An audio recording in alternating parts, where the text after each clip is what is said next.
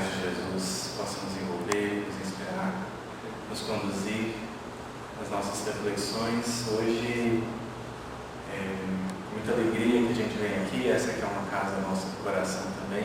Emmanuel escreve no prefácio do livro Caminho, Verdade e Vida um parágrafo que nos pede repensar a nossa relação com o Evangelho.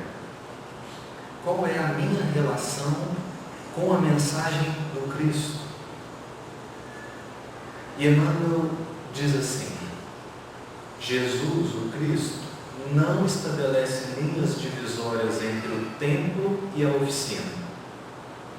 Toda a terra é seu altar de oração e seu campo de trabalho ao mesmo tempo. Por louvá-lo nas igrejas e menoscabá-lo nas ruas, é que temos naufragado 1000 vezes por nossa própria culpa. Todos os lugares, portanto, podem ser consagrados ao serviço divino. Está lá no prefácio.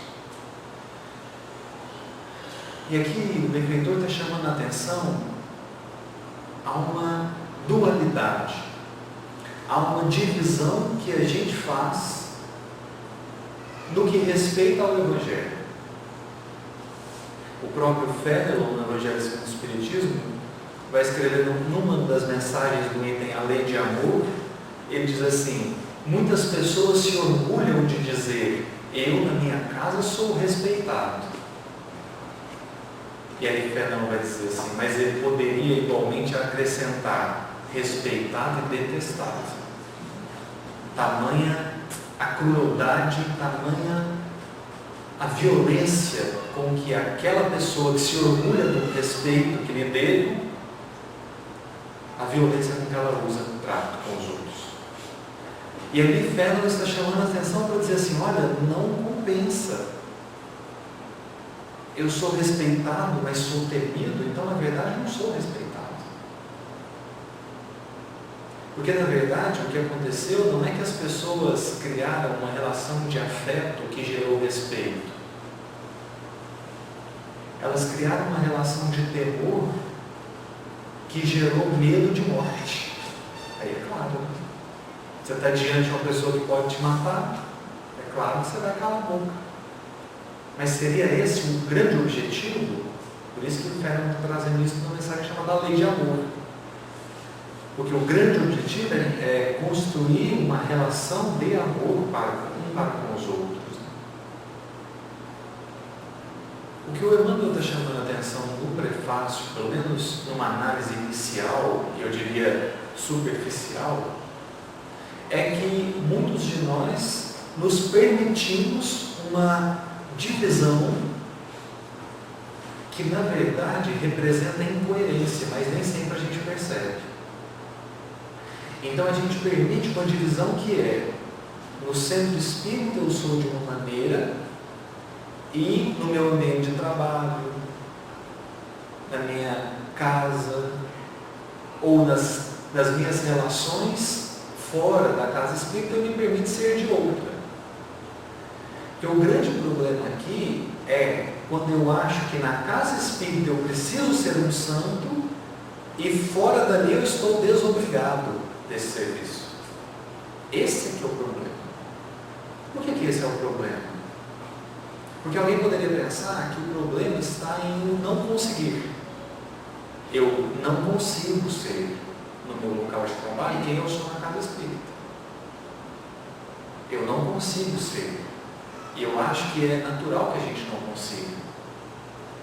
Pensemos, é mais fácil você ser calmo num lugar onde a psicosfera é calma ou num lugar onde a psicosfera é atormentada. É claro que aqui é mais fácil. O problema não é sobre conseguir ou não conseguir. A questão é se eu me permito ser alguém aqui e ser um outro fora. É quando eu não vejo o problema ético-moral que há em ser alguém caridoso, paciente aqui e fora alguém inescrupuloso e até cruel. Essa, eu diria, é uma primeira análise da fala do Emmanuel, uma análise até mais superficial. Eu me lembro certa vez que eu não gosto de negociação. Eu tenho dificuldade com a negociação, porque eu acho a negociação uma coisa tão cruel.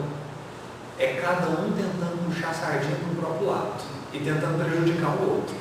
E querendo que o outro não perceba que está sendo prejudicado. Eu não dou conta de jogar esse jogo.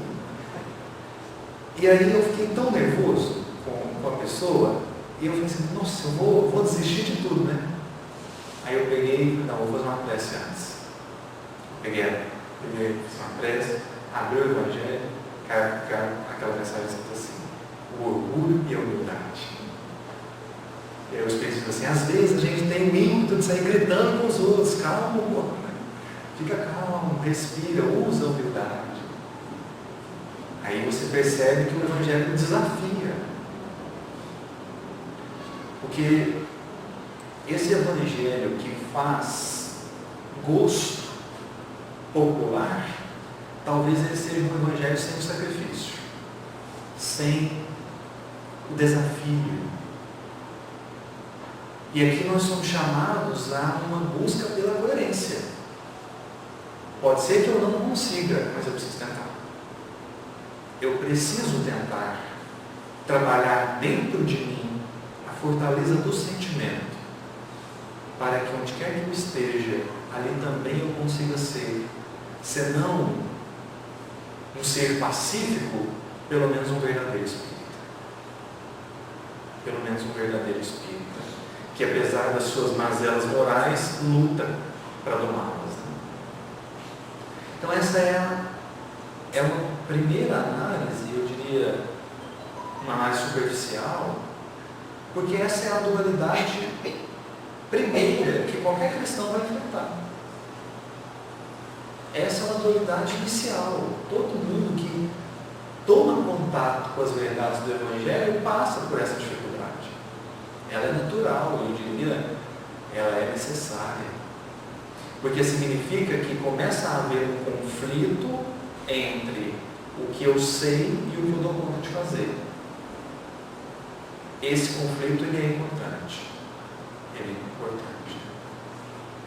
Porque a distância que existe entre o que eu sei e o que eu dou conta de fazer mostra as minhas possibilidades de inovação.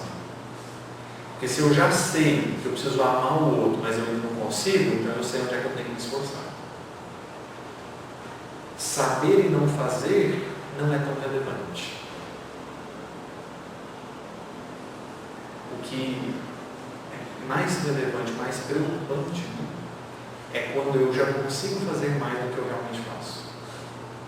Eu já consigo ser mais caridoso e eu abro mão disso. Por quê? Porque eu não estou com preguiça hoje. Entende?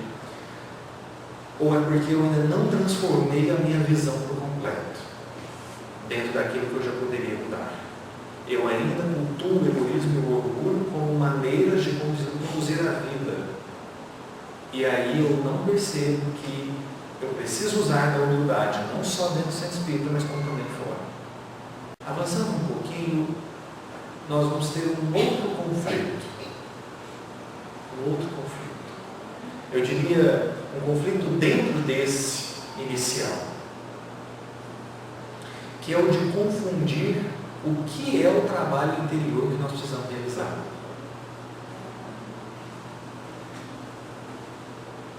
Porque é possível que a gente leia a mensagem de Fenelon, que a gente leia o prefácio do Caminho, Verdade e Vida e diz assim, então já entendi.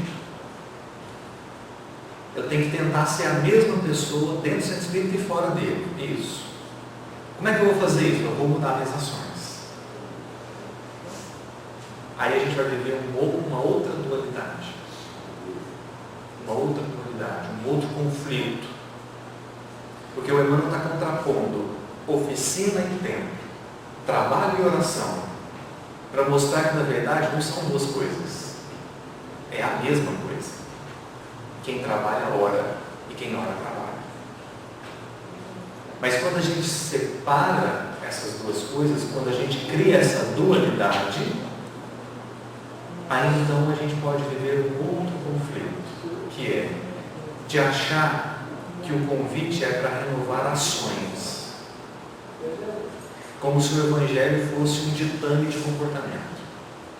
É preciso comportar-se assim, é preciso falar assim, de tal maneira, e isso vai gerar um segundo conflito mais difícil. Mais difícil.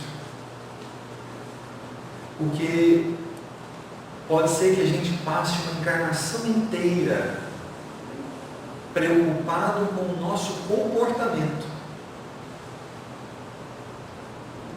para desencarnar e descobrir que a gente não se preocupou com nós mesmos. Porque a maneira como eu me comporto é uma parte da minha ação, não é a minha ação completa. A segunda dualidade aqui é quando eu acho que eu preciso me comportar de uma tal maneira e eu posso sentir de outra maneira. É me permitir no coração ser um crápula, mas na minha ação ser um doce. Como se o problema do Evangelho fosse um problema de comportamento. Como se o trabalho que o Evangelho estivesse me propondo era um trabalho de exterioridades. Mas não é. E aqui é que fica delicado. Porque a gente não foi chamado a falar bem, a agir bem. A gente foi chamado a sentir o bem. E a razão para isso é muito simples. Ou pelo menos uma das razões para isso é muito simples. Eu sempre gosto de pensar num exemplo assim. Considera a sua relação com alguém que você ama e com alguém que você ame menos. Pense nas duas relações. Pense se não é verdade que para quem você ama, todas as suas ações são naturais. Todos os seus cuidados são naturais, são espontâneos. Você não precisa colocar um despertador para cuidar de quem você ama. Porque se você ama, cuidar é natural. Cuidar é consequência. Agora, de quem você não ama, a gente precisa ficar segurando a boca, né? Ou colocar na água da paz, como o Chico fala. Deixa eu respirar fundo aqui, porque senão, como se diz, né? Me dá paciência, porque se der força, dá ruim, né? Porque a relação é muito mais difícil, muito mais pesada.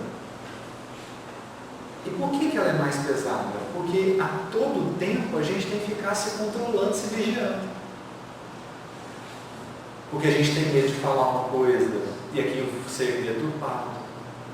Nós temos medo de agir de tal maneira e receber violência. Então a nossa relação, quando há sentimento, é uma relação tão leve, tão fluida, né? Mas quando não há, ou quando há os sentimentos menos felizes, aí as nossas ações já são mais pesadas, porque elas são calculadas. Elas exigem um esforço constante de cálculo. Eu preciso sempre ficar tomando conta de como eu estou falando, de como eu estou agindo, de como eu estou me comportando. E isso vai ficando tão tormentoso que a gente prefere não conviver com outros. Tão tormentoso que fica. Assim, não gosto do fulano. Por quê? Porque eu não consigo ser o mesmo perto do fulano. Ali mostra que não há amor. De tal maneira, se o Evangelho fosse, vamos dizer, se o Evangelho fosse uma busca de comportamentos, o Evangelho seria o Evangelho do cálculo, da frieza, dos raciocínios. Eu tenho que falar assim com o outro, sem, porque senão eles vão falar que eu sou rebelde. o tempo inteiro tomando conta de cada palavrinha, de cada gesto. E é claro que o Evangelho não é isso. Claro que o Evangelho não é isso. O Evangelho é muito mais uma busca da espontaneidade, da autenticidade. E é exatamente por isso que Jesus não quer que a gente seja pessoas diferentes. Jesus quer que nós sejamos pessoas melhores. E tem diferença entre uma coisa e outra. Você não precisa mudar o seu eu. Você só precisa ser melhor. Do que quem? Do que você mesmo. Porque o Evangelho não veio formatar seres. O Evangelho veio conduzir seres. Veio aformosear as personalidades. E, portanto, esse conflito, que é um conflito mais difícil de ser percebido, porque eu posso passar a vida inteira achando que eu estou transformando meu coração, e na verdade eu só estou transformando o meu comportamento. Mas Jesus não pediu para que a gente se comportasse bem, porque comportar-se bem, ou comportar-se segundo essa lei de amor, é uma consequência para quem ama. Muito natural. Ou você acha que a Alcina, no livro Renúncia, deve ficar fazendo conta de que ela ia fazer com a madrasta, do que ela ia fazer com o pai? Foi espontâneo e natural. Porque o coração dela já estava tocado. E aí é que a gente chega no livro Os Mensageiros. O capítulo é o capítulo 12. A palavra de Monteiro. E esse caso, ele não é um caso isolado. A gente tem um caso similar, não tão similar, mas mais ou menos ali, né, parecido, que é o caso do irmão Jacob. No livro Voltei, embora eu sempre faça uma ressalva quando cito o livro Voltei. Porque todo mundo fala do irmão Jacob como se ele fosse um fracassado. Parece que não leu lá, que quem recebeu ele foi Bezerra de Menezes. Eu estava satisfeito. Eu topo. Né? O meu sucesso pelo fracasso do irmão Jacob, eu topo. O Espírito estava consciente. Ele narrou o processo de desencarne dele, não foi porque alguém contou para ele como é que foi. Foi porque ele estava lúcido. Isso não é pouco. Isso não é pouco. Mas o Monteiro é um caso semelhante, porque o irmão Jacob, quando ele desencarna, ele vai para o grupo lá, né, que Bezerra de Menezes está montando, o grupo inteiro está esperando um espírito que estava para desencarnar. E era uma professora. A hora que a professora chega, ela tem vergonha do tanto que ela está brilhando e os outros não estão. E o irmão Jacob repara isso. O irmão Jacob falou assim: eu estava opaco. E ela estava translúcida, estava brilhando, estava. Aí ele se deu conta de que faltou alguma coisa. Mas no Monteiro faltou mais. No Monteiro faltou mais. Quem que é o Monteiro? O Monteiro é um excelente trabalhador espírita. Conduzia a reunião mediúnica, não faltou nenhuma. Um dialogador, ele diz assim: eu adorava dialogar com o obsessor, porque eu reduzia eles a nada. E eu gostava também de receber espírito sofredor, para mostrar para eles que eles é que eram culpados do sofrimento deles. Nossa, meu amigo, mas o coração você deixou no plano espiritual, né? Você encarnou com uma pedra no lugar. E aí, o que o Monteiro não percebeu é que o Evangelho não se trata de questões exteriores. Excelente dialogador, excelente. Mas, ao mesmo tempo, no comércio dele, era igual aquela parábola que Jesus conta, né? A pessoa está devendo o Senhor 1.000 talentos. Aí, me perdoa, eu perdoo. Aí sai com a dívida perdoada. Encontra que está devendo 10 e começa a brigar com ele. Aí o Senhor fala, mas espera aí, eu te perdoei 1.000, você não pode perdoar 10?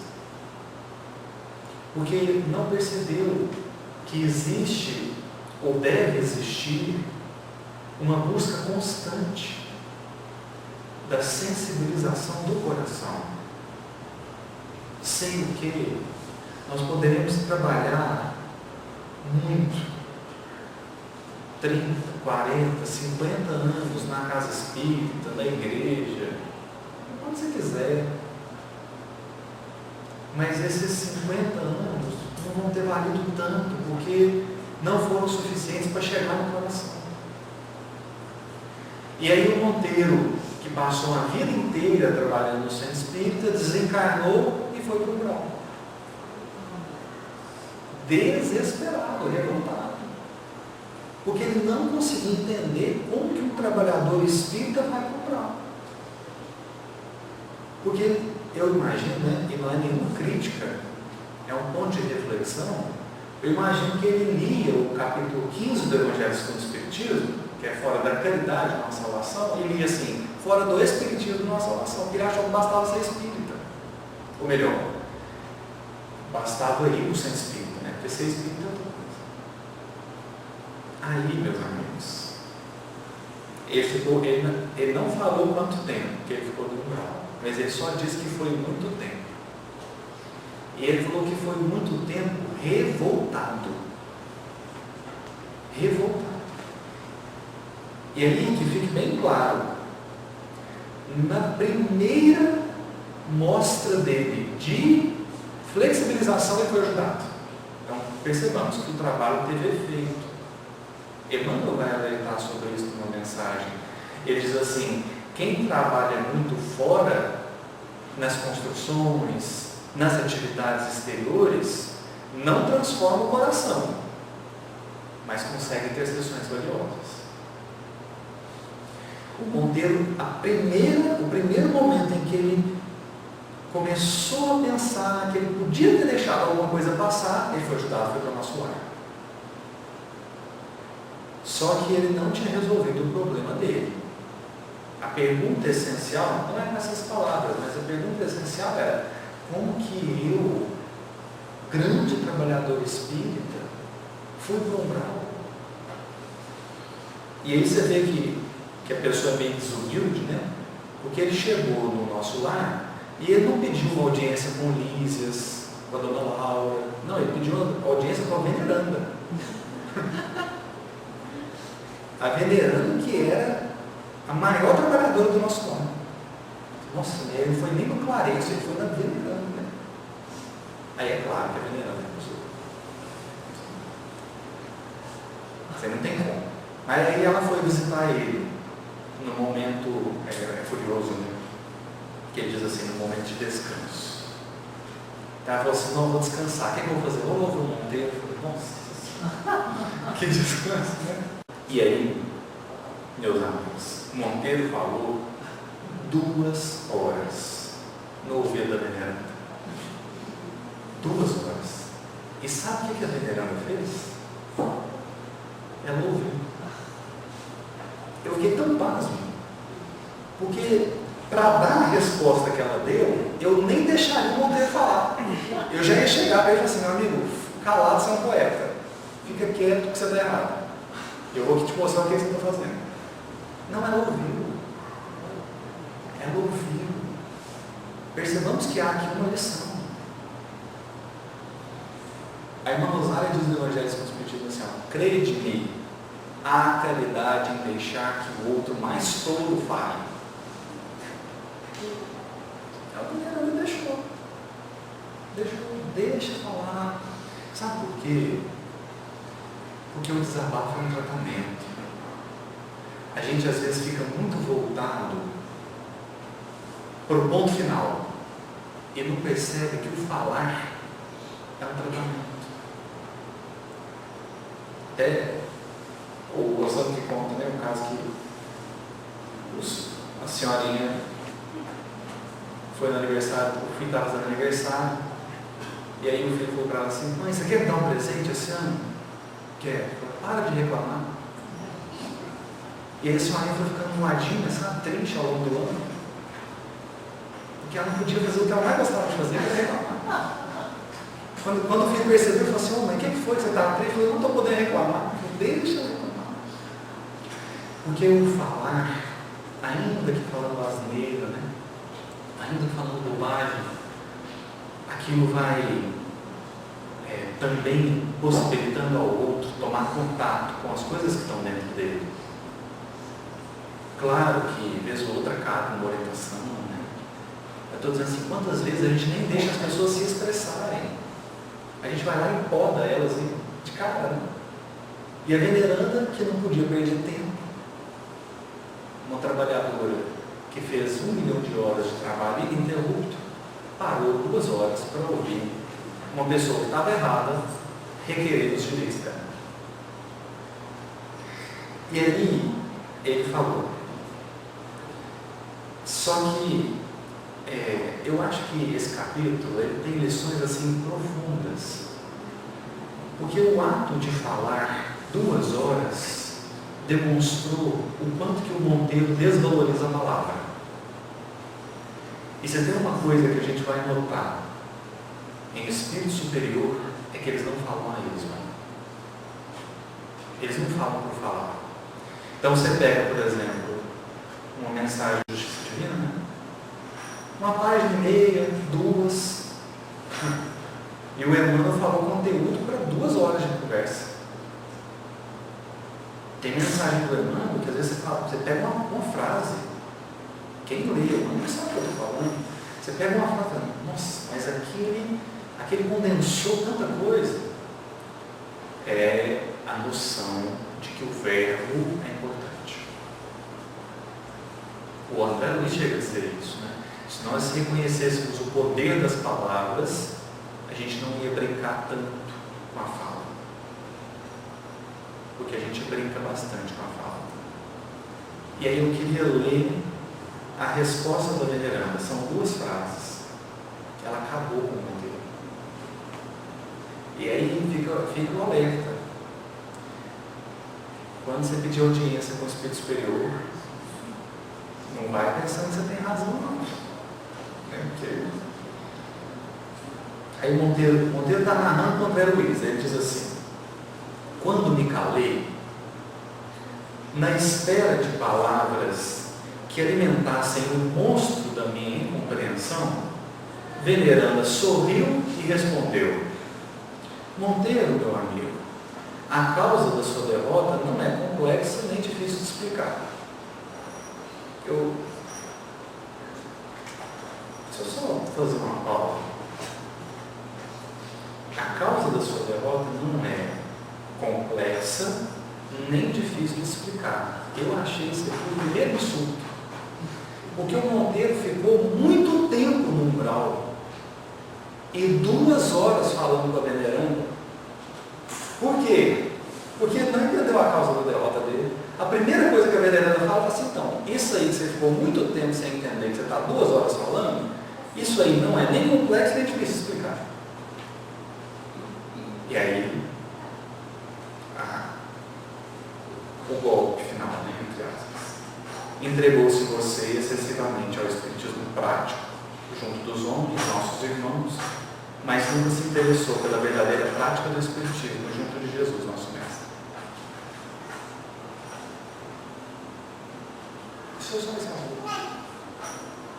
Aí o Monteiro falou com o André Luiz assim: desde então minha atitude mudou muitíssimo, entendeu? Ah, entendi.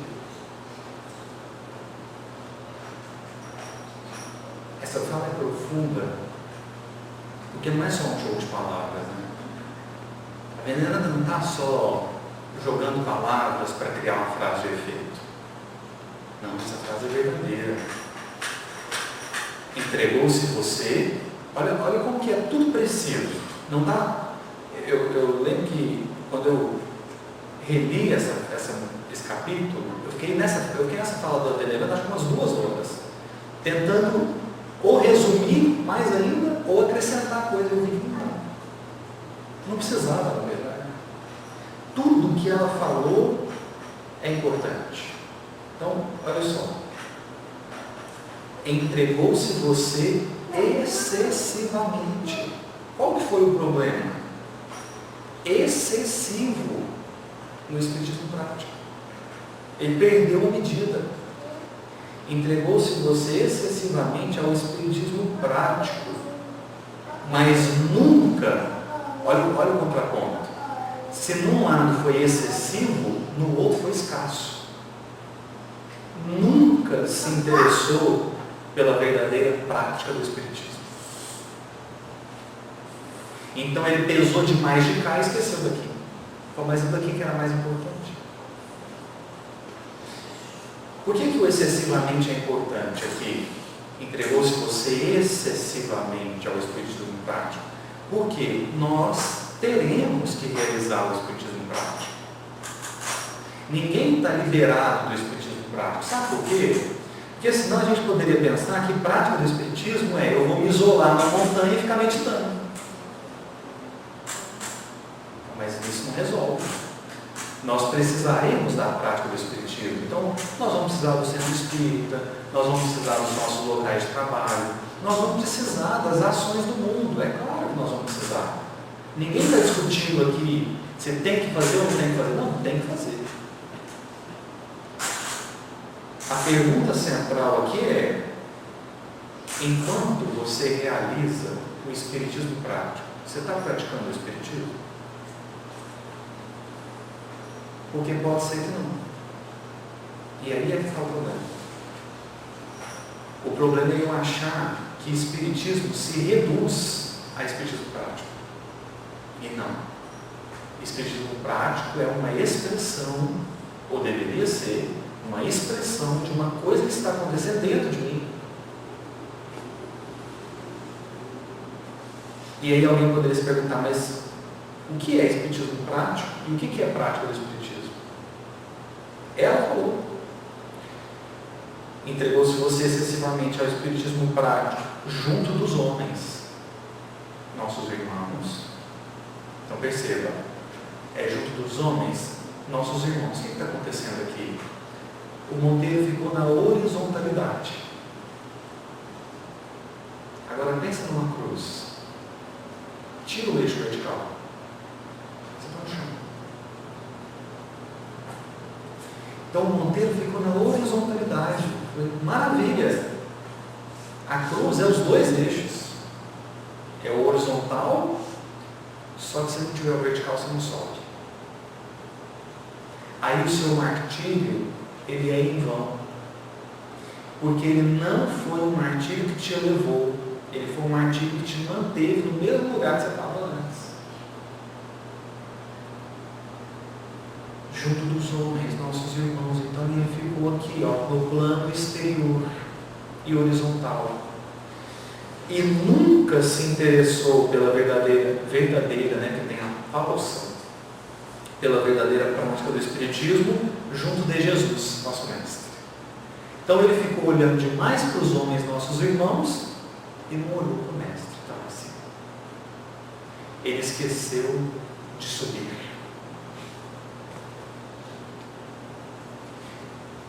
E a grande chave aqui, que é na verdade o que a gente já vem trabalhando ao longo dessa fala, é perceber que tudo que é junto dos homens, ou seres humanos, é exterior. Então, lembremos, por exemplo, de uma fala de Jesus: brilha a vossa luz diante dos homens. Por quê? O Zé comentou da parábola dos talentos. Ninguém foi chamado a esconder a própria luz. O problema é quando eu ofusco o outro com a luz que eu acho que eu tenho e eu descubro que não tem nada.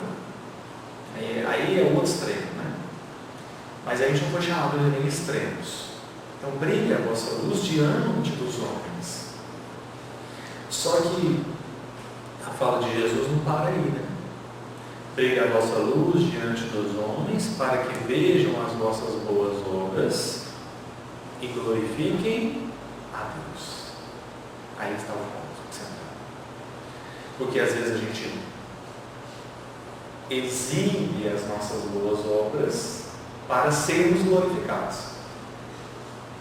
E ali está o Mestre nos lembrar: aponta para Deus.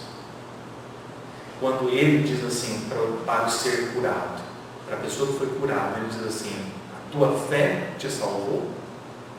Ele não está se vangloriando da cura, ele está apontando para onde tem que apontar, para a fé mesmo da pessoa. Em quem? Em Deus. Então tudo que é junto dos homens, diante dos homens, é exterior, e o que é junto de Jesus é interior. Por isso que o André Luiz fala no prefácio do Nosso Lar, ele diz assim: é preciso muita atenção, muito cuidado, muito esforço do homem para ingressar na academia do Evangelho do Cristo. Ingresso que se verifica quase sempre de maneira estranha. Ele sozinho, o discípulo sozinho, na companhia do Mestre, efetuando um curso difícil. Curso é no sentido de curso de graduação. Efetuando um curso difícil, recebendo lições sem cátedras visíveis e ouvindo vastas dissertações sem palavras articuladas. O meu encontro com Jesus, o seu encontro com Jesus é uma questão interior. Interior. Jesus vai conversar com você, comigo. E tem coisas, tem testemunhos que só Ele vai conhecer da sua vida. Porque é dentro, como Emmanuel vai dizer, portas adentro do coração. E aí, a gente agora tem condição de responder: o que é a prática do Espiritismo? O que é a verdadeira prática do Espiritismo? Porque a falsa prática do Espiritismo é aquela que se confunde com o Espiritismo prático. Eu acho que eu estou praticando o Espiritismo porque eu faço o Espiritismo prático, mas isso é uma ilusão. A verdadeira prática, quem falou foi Kardec. Aliás, é um item curiosíssimo, Evangelho segundo o Espiritismo, capítulo 17, o item chama Os Bons Espíritas. Bem, prestemos atenção no cuidado de Kardec. Os Bons Espíritas, é assim que o item chama. Aí o que você espera encontrar no item que se chama Os Bons Espíritas? Pelo menos uma ou duas coisas. Que ele vai definir o que é um bom espírita e possivelmente que ele defina o espírita ruim. Se tem o bom, tem o ruim. É curioso porque aí no item ele define o verdadeiro espírita, como se bom e verdadeiro fosse sinônimo. Não dá para ser bom e falso. O bom é verdadeiro, o bom é honesto, o bom é autêntico. O bom espírita e o verdadeiro espírita são sinônimos. Mas vendo a definição de verdadeiro, aí a gente deixa de esperar a definição do ruim para esperar a definição do falso. Mas Kardec não usa a palavra falso. Eu acho tão preciso isso. Ele usa a palavra imperfeito. Então ele define o verdadeiro espírita e ele define níveis de espíritas imperfeitos. Por quê? Porque espírita falso pode soar como uma sentença. Espírita imperfeito é um estágio. Ele está imperfeito, mas ele melhora. uns 5 milhões de anos para ele. Não é? Se precisar de mais, tem, né? Dá 10, 30. Aí ele deixa de ser um espírita imperfeito, não para virar um espírita perfeito, mas para virar o verdadeiro espírito. Mas como que Kardec vai definir o verdadeiro espírito? Pela transformação moral. O que é transformação moral? Transformação moral é conquista realizada. Então tem coisas que nós já conquistamos do ponto de vista moral.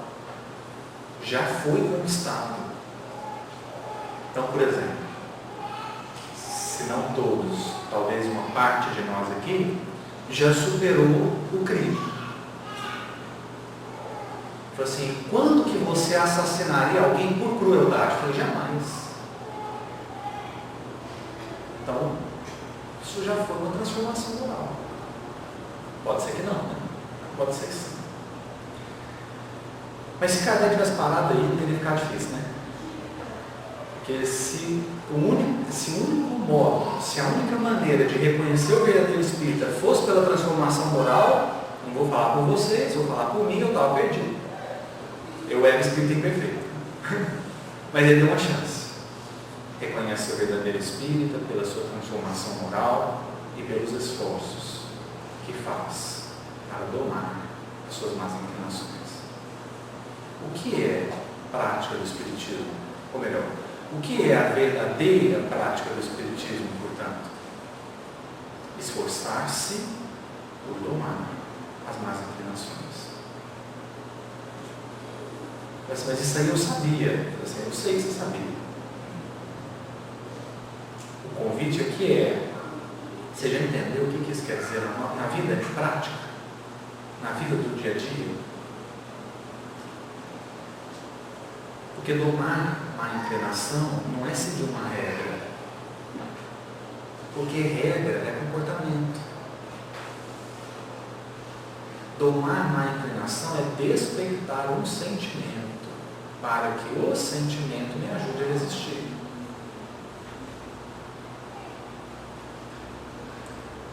O grande objetivo é a transformação do coração. Sem essa, a gente pode passar a encarnação inteira, pode até virar presidente da Federação Espírita Brasileira, mas não vai resolver. Não vai resolver. É por isso que tem algumas questões que são importantes de serem respondidas. Por exemplo, eu sei quais são as situações que me tiram do sério. E mais importante do que fazer pergunta e responder é: o que eu vou fazer para lidar com isso? Tem gente que abafa, tem gente que suprime. Pedro fez uma prece, aí você esconde. Eu acho que a prece é melhor. O suprimir não quer dizer resolver. Suprimir quer dizer esconder. E esconder está longe de ser solucionado. Eu sei quais são as situações que me tocam a vaidade. Eu sei o quanto que a minha vaidade tem impactado a minha vida. Eu sei o quanto que o meu orgulho tem atingido e modificado as minhas relações com os outros. São perguntas assim, que voltam a gente para dentro, para que a gente viva de maneira lúcida, como quem já despertou para o trabalho que precisa fazer, como quem já despertou para o serviço a realizar, que é muito menos uma coisa que a gente faz fora e muito mais uma coisa que a gente faz dentro. É o trabalho interior, é o trabalho do coração, em que eu sou convidado a reajustar os meus desejos, propósitos, palavras, pensamentos, não pela violência da uniformização. Não é para eu podar o meu ser. até chegar ao ponto de eu ter vergonha de ser quem eu sou. Não, isso não. O Paulo mesmo vai dizer: eu sou o último dos apóstolos, que não sou digno de ser chamado apóstolo, mas pela graça de Deus eu já sou o que sou. Não é para podar a nossa própria individualidade, mas para despertar, genuína e honestamente, o melhor que há dentro de nós. Para que tudo mais que eu venha a fazer, para todo o serviço que eu venha a realizar, não seja na linha de quem cumpre uma regra para receber uma recompensa, mas seja um filho de Deus que despertou o sentimento, a boa vontade de trabalhar pelo bem de todos, reconhecendo na própria oportunidade de trabalhar a própria recompensa. Eu agradeço a sua atenção, a sua presença e paciência. Que Jesus nos abençoe e nos fortaleça sempre.